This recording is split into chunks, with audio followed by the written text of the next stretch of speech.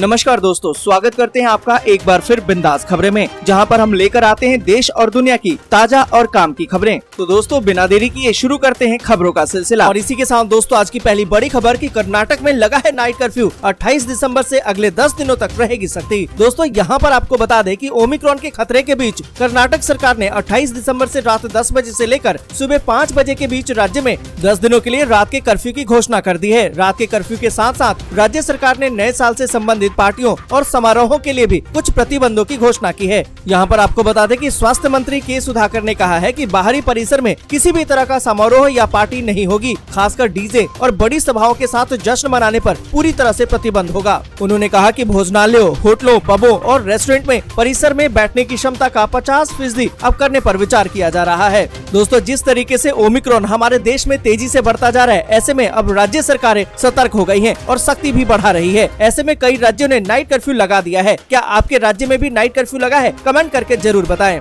और इसी के साथ दोस्तों अगली बड़ी खबर के अब यात्री दोबारा कर सकेंगे अनारक्षित टिकटों के जरिए ट्रेन में सफर। 1 जनवरी से होने जा रहा है ये बड़ा बदलाव। दोस्तों यहाँ पर आपको बता दें कि रेल से सफर करने वालों लोगों के लिए बड़ी खबर सामने आ रही है। दरअसल नए साल के मौके पर भारतीय रेलवे ने यात्रियों के लिए एक खास सुविधा की शुरुआत कर दी है। अब यात्रीगण बिना रिजर्वेशन के भी ट्रेनों में सफर कर सकेंगे। हालांकि ये सुविधा नई नहीं है, लेकिन बीते साल कोरोना महामारी के चलते रेलवे ने इस सुविधा पर प्रतिबंध लगा दिया था। अब जैसे जैसे हालात में सुधार हो रहा है, धीरे धीरे सभी चीजें वापस पटरी पर आ रही हैं। इसी क्रम में रेलवे ने अपनी सुविधाओं को दोबारा शुरू करना चालू कर दिया है और इसके तहत अब 1 जनवरी से रेलवे 20 जनरल डिब्बों पर अनारक्षित टिकट पर यात्रा करने का मौका दे रहा है। मतलब साफ है कि अब नए साल से सभी यात्री अनारक्षित टिकट पर ट्रेनों में सफर कर सकेंगे। अगर आप भी अपना रिजर्वेशन नहीं करा पाए हैं तो आप भी इस नई शुरुआत के साथ ट्रेन में यात्रा कर सकेंगे। और इसी के साथ दोस्तों अगली बड़ी खबर की 10 जनवरी से लगेगी बूस्टर डोज। जाने दूसरी खुराक कितने दिन के बाद ले पाएंगे। दोस्तों यहाँ पर आपको बता दें कि कोविड-19 रोधी टीके की दूसरी और तीसरी खुराक, जिसे कि एहतियाती खुराक माना जा रहा है, इसके बीच का अंतराल संभवतः 9 से 12 महीने का हो सकता है। आधिकारिक सूत्रों ने रविवार को इसकी जानकारी दी है। उन्होंने बताया कि भारत के टीकाकरण कार्यक्रम के वर्तमान में उपयोग जो भी टीके किए जा रहे हैं, जैसे कि कोविशील्ड और कोवैक्सीन के लिए अंतराल की बारीकियों पर अभी काम किया जा रहा है और इस पर अंतिम निर्णय जल्द ही लिया जाएगा। आपको बता दें कि मोदी जी ने कहा कि एहतियाती खुराक अगले साल 10 जनवरी से 60 साल से अधिक उम्र के और अन्य गंभीर बीमारी वाले नागरिकों को उनके डॉक्टर की सलाह पर दिया जाएगा। एहतियाती खुराक पूरी तरह से टीकाकरण के लिए टीके की तीसरी खुराक को दर्शाती है, लेकिन मोदी ने बूस्टर खुराक शब्द का उपयोग करने से परहेज किया, जैसा कि आमतौर पर कहा जाता है। यहाँ पर दोस्तों आपको बता दें कि भारत की 61% से अधिक वयस्क आबादी को टीके की दोनों खुराकें मिल चुकी हैं, जबकि 90% वयस्क आबादी को पहली खुराक मिल चुकी है। तो दोस्तों आपने भी कोरोना की वैक्सीन ली है या नहीं, कमेंट करके जरूर बताएं। और इसी के साथ दोस्तों अगली बड़ी खबर की 5 दिन के बाद बदल जाएंगे आपके जीवन से जुड़े हुए नियम। आपकी लाइफ पर क्या होगा इसका सीधा असर। दोस्तों यहाँ पर आपको बता दें कि 5 दिन बाद यानी कि नए साल यानी कि 1 जनवरी 2022 से आपके जीवन से जुड़े हुए कई नियमों में बदलाव हो जाएगा।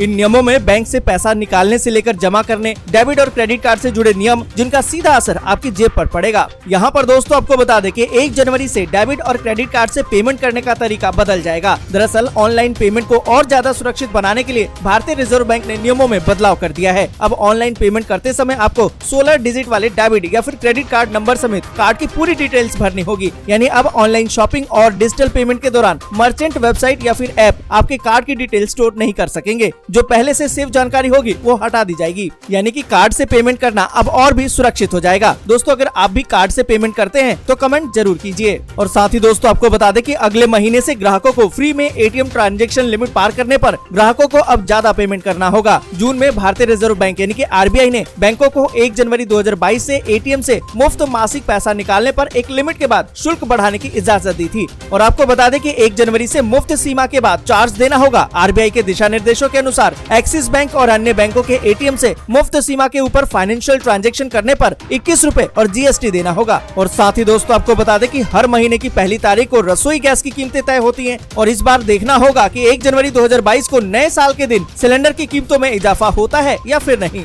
और इसी के साथ दोस्तों अगली बड़ी खबर की ओमिक्रॉन के बढ़ते मामलों के चलते दिल्ली सरकार लगा सकती है नाइट कर्फ्यू। दोस्तों यहाँ पर आपको बता दें कि दिल्ली सरकार कोरोना वायरस के नए वेरिएंट ओमिक्रॉन के बढ़ते मामलों के मद्देनजर नाइट कर्फ्यू लगा सकती है। दोस्तों यहाँ पर आपको बता दें कि सरकारी सूत्रों ने बताया है कि नाइट कर्फ्यू पर फैसला लेने पर विचार चल रहा है और अगले 2 दिनों में इस संबंध में एक महत्वपूर्ण कदम उठाया जा सकता है। यहाँ पर आपको बता दें कि जब लगातार 2 दिनों तक सकारात्मकता दर 0.5% को पार कर जाती है, उस समय पॉजिटिविटी मृत्यु दर येलो लेवल पर पहुंच जाता है और सरकार नाइट कर्फ्यू पर फैसला ले सकती है। दोस्तों आगे बढ़े उससे पहले वीडियो को लाइक और शेयर जरूर कर दें। अगर अभी तक आपने चैनल को सब्सक्राइब नहीं किया है तो सब्सक्राइब जरूर से कर लें। और इसी के साथ दोस्तों अगली बड़ी खबर कि 5 दिनों के बाद पीएम नरेंद्र मोदी करोड़ों किसानों को देंगे खुशखबरी, खाते में आएंगे 4000 रूपए, जल्द करा लें ये काम वरना अटक जाएगी आपकी भी किस्त।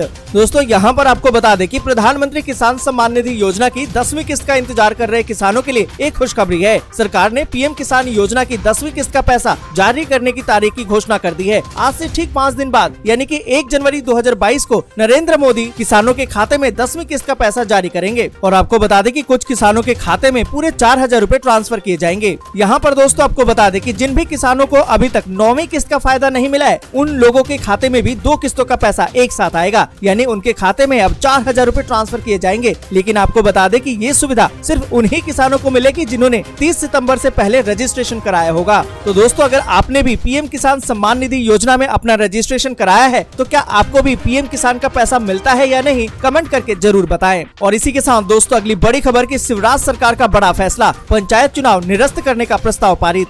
दोस्तों यहाँ पर आपको बता दें कि मध्य प्रदेश में पंचायत चुनाव टल सकते हैं। दरअसल रविवार को मुख्यमंत्री शिवराज सिंह चौहान ने कैबिनेट की विशेष बैठक बुलाई जिसमें कैबिनेट ने अपने ही अध्यादेश को वापस ले लिया। साथ ही प्रस्ताव को मंजूरी के लिए इसे राज्यपाल के पास भी भेज दिया। आपको बता दें कि अब राज्यपाल छगन भाई मंगू भाई पटेल प्रस्ताव पर मुहर लगाने के बाद राज्य निर्वाचन आयोग को चुनाव निरस्तीकरण के निर्देश दे सकते हैं। दरअसल सरकार ने जिस भी अध्यादेश के तहत चुनाव आयोग मध्य प्रदेश में पंचायत चुनाव करवा रहा था, कैबिनेट ने रविवार को उस प्रस्ताव को वापस ले लिया है, यानी कि अब मध्य प्रदेश में पंचायत चुनाव न होने के बराबर है। और इसी के साथ दोस्तों अगली बड़ी खबर की देश के 18 राज्यों में पहुंचा ओमिक्रॉन, 442 हुई इस वेरिएंट से संक्रमितों की संख्या। दोस्तों यहाँ पर आपको बता दें कि देश में ओमिक्रॉन के मामलों में तेजी से बढ़ोतरी हो रही है। रविवार को आंध्र प्रदेश में ओमिक्रॉन के 2, हिमाचल प्रदेश में 1, उड़ीसा में 4, मध्य प्रदेश में 8 मामले दर्ज किए गए। इसके साथ ही देश में ओमिक्रॉन से संक्रमितों का आंकड़ा 450 के करीब पहुंच गया है। एक एजेंसी की रिपोर्ट की माने तो हिमाचल प्रदेश में ओमिक्रॉन का पहला केस दर्ज किया गया। देश में 18 राज्यों में और केंद्र शासित प्रदेशों में कोरोना का ये वेरिएंट पहुंच चुका है। इसके सर्वाधिक 108 मामले महाराष्ट्र से आए हैं। वहीं आपको बता दें कि केंद्रीय स्वास्थ्य मंत्रालय के आंकड़ों के मुताबिक देश में बीते 24 घंटे में कोरोना के 6987 नए मामले सामने आए, जबकि इसी दौरान 162 मरीजों की संक्रमण के कारण मौत हो गई। और इसी के साथ दोस्तों अगली बड़ी खबर की जियो ने पेश किया happy new year plan. Unlimited calling के साथ यूजर्स को मिलेगा डेली 1.5 GB डेटा। दोस्तों यहाँ पर आपको बता दें कि रिलायंस जियो ने अपने यूजर्स के लिए नया हैप्पी न्यू ईयर ऑफर पेश कर दिया है। इस ऑफर को 336 दिनों की वैलिडिटी के साथ लाया गया है। इस ऑफर के तहत यूजर्स को एक्स्ट्रा 29 दिनों की वैलिडिटी भी दी जाएगी, यानी कि कुल 365 दिनों की वैलिडिटी इस प्लान में मिलेगी। इसके अलावा यूजर्स को अनलिमिटेड कॉलिंग के साथ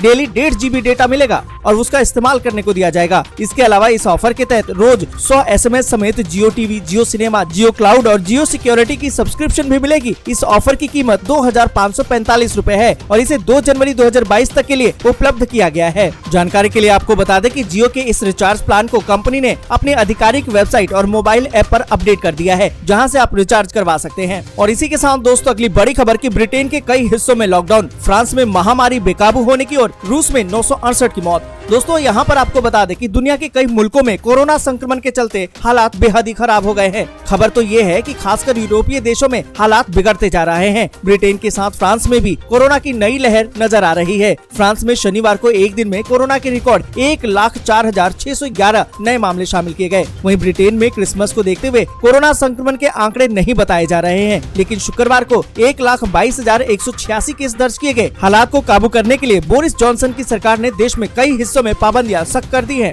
एक रिपोर्ट की माने तो वेल्स, स्कॉटलैंड, उत्तरी आयरलैंड में रविवार को नए सख्त प्रतिबंध लागू कर दिए गए। वेल्स में रविवार को नाइट क्लब बंद हो जाएंगे और पब, रेस्टोरेंट, सिनेमा घर में अधिकतम 6 लोगों को मिलने की अनुमति होगी। इंडोर आयोजनों में अधिकतम 30 लोगों को अनुमति दी गई है, जबकि बाहरी आयोजनों में ये सीमा 50 लोगों की रखी गई है। वहीं आपको बता दें कि रूस में कोरोना का प्रकोप अभी भी जारी है। बीते 24 घंटे में महामारी से 968 लोगों की मौत हो गई है, जबकि कोरोना के 23,721 नए मामले सामने आए। साथ ही आपको बता दें कि चीन में भी कोरोना के मामलों में तेज बढ़ोतरी देखी गई है। चीन में एक दिन में कोरोना के 206 नए मामले सामने आए, जिसमें कि 158 स्थानीय संक्रमण के हैं। दोस्तों आज के लिए बस यहीं तक। वीडियो आपको अच्छी लगी हो तो लाइक और शेयर जरूर कर दे। अगर अभी तक आपने चैनल को सब्सक्राइब नहीं किया है तो सब्सक्राइब जरूर से कर लें।